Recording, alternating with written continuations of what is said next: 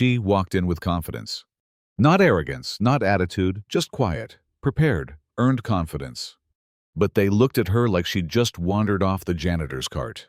Raven Jackson, 43 with 15 years in brand strategy. Didn't come to play. Her resume didn't whisper, it shouted. She had led campaigns that turned mom-and-pop businesses into household names.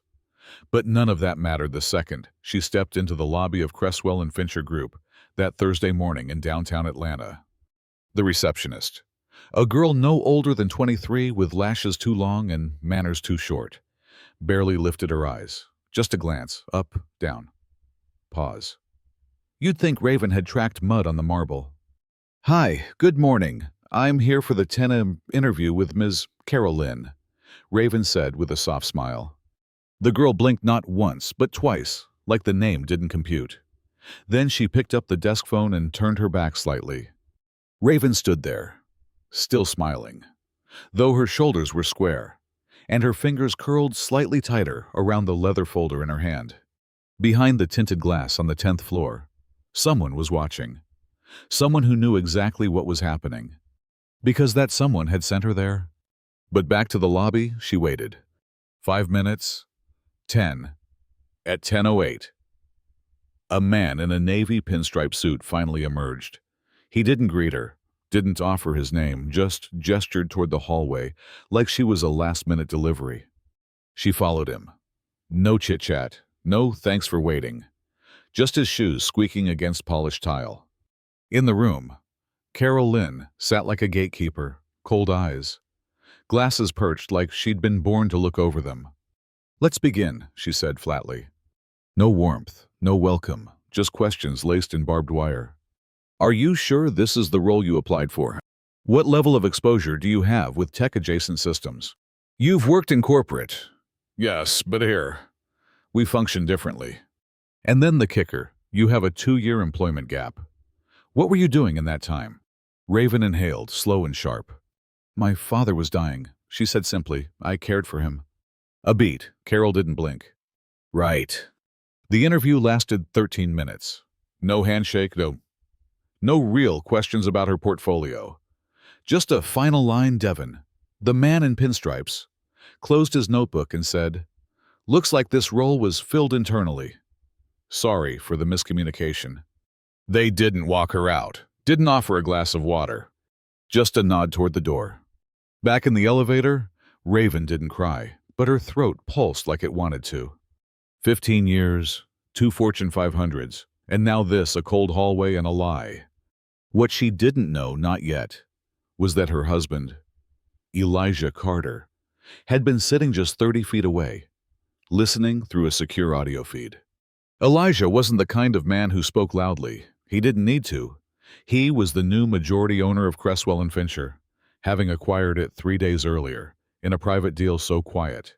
It hadn't even reached internal comms yet. He'd asked Raven to go to the interview. Not because she needed the job, they were fine, more than fine, but because he needed to see the rot for himself. And now he had. Elijah stared at the screen, watched the receptionist sneer, watched Devin avoid eye contact, watched Carol lean back like Raven had brought bad air into the room. Then he pressed a button. I want HR in my office, 11 sharp. Every department head involved in hiring, no exceptions. Sir, all of them. All of them. Downstairs, Raven sat in her car, hands still on the wheel, engine off. She wasn't thinking about the job. Not really. She was thinking about how easy it was for people to forget you were a person, how fast you could become a checkbox, a shadow, a stereotype. A knock on the driver's side window startled her. It was Elijah's assistant, Leona. Kind, nervous eyes. Mr. Carter asked me to walk you upstairs. He's ready. Raven raised an eyebrow. For what? Leona didn't answer. Upstairs, the mood had shifted. In a conference room that usually hosted quarterly sales reviews, 5 people sat around a table, all fidgeting. Carol Lynn tapped her pen against a closed laptop. Devin stared out the window. HR Director Simone looked like she had aged 5 years in the last 10 minutes. Elijah stepped in, silent. He didn't speak at first, just let the air fill with unease. Then, slowly, he dropped a printed transcript on the table. "This is the full record of the 10 a.m. interview this morning," he said. "Audio and video. Full transcript, time-stamped." Carol scoffed lightly. "With respect, we often fast-track decisions when it's clear the candidate isn't a match." "Clear to who?" Elijah cut in. No one answered. "Because what I saw," he continued, voice low and slow, "was a woman who met every stated qualification. In fact, she exceeded them. But the second she walked in, you made a decision." Devon shifted. "We didn't mean offense. Sometimes people just don't fit." Elijah turned. "Fit into what? That's what I'm trying to understand." Carol looked up, lips tight. "This feels like a witch hunt." "No, a witch hunt is when you don't know what you're looking for. I knew exactly what I'd find." At that moment, Simone, the HR director, cleared her throat. "Mr. Carter, if I may, I did raise concerns about hiring patterns 6 months ago. I sent 2 reports to upper management. They weren't reviewed." Carol shot her a glare. Simone sat still, but her hands clenched under the table.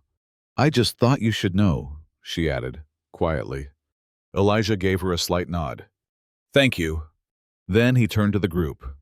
"There will be a full department audit. Every hire, every rejection, every skipped second interview. And starting today, this company doesn't ignore lived experience for the comfort of pedigree." No one moved. "And as for this morning's candidate, her name is Raven Jackson. She's not just my wife. She's the reason I started this company in the first place." Silence. You could hear someone breathing too loudly, probably Devon. "She's not coming back for a re-interview." "She's not coming back at all," Elijah said. "Because she's already building something better. And you'll be reading about it soon."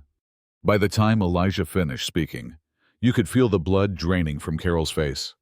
Downstairs, Raven sat at a small cafe across the street, sipping lemon tea. Her phone buzzed.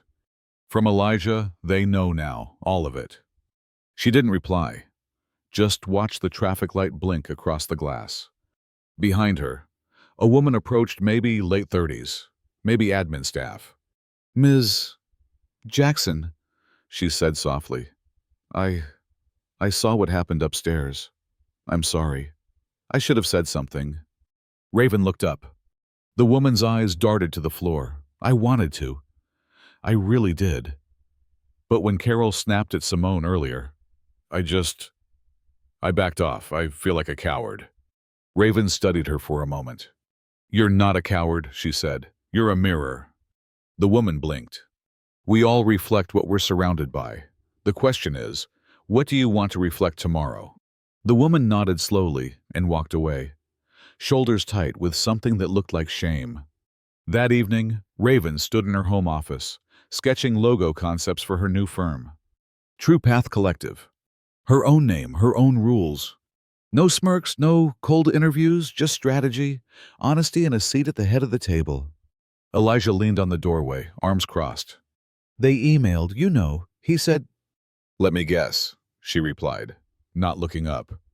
"They want a statement, something to spin it pretty." He chuckled. "You're not going to." She turned. "Why would I? I'm not interested in revenge. I'm interested in results." He smiled, nodded once, and left. The next morning, news broke. Cresswell and Fincher under internal review following discriminatory hiring allegations. It trended. People reposted Raven's old campaign work, commented how they never knew the genius behind those projects was black. Some apologized, others went quiet. And the receptionist. She was reassigned, temporarily, but her face was already in screenshots. Raven didn't post about it, didn't tweet a clapback. She just kept working, quietly, carefully, relentlessly. Because some stories don't end with a mic drop. They end with a door closing behind you and a bigger one opening ahead. You think she won? You think they learned something? You think it ever really changes? You tell me. Who was right? Who was wrong? Leave your thoughts in the comments. And if you believe in injustice, don't forget to like, subscribe, and share this story.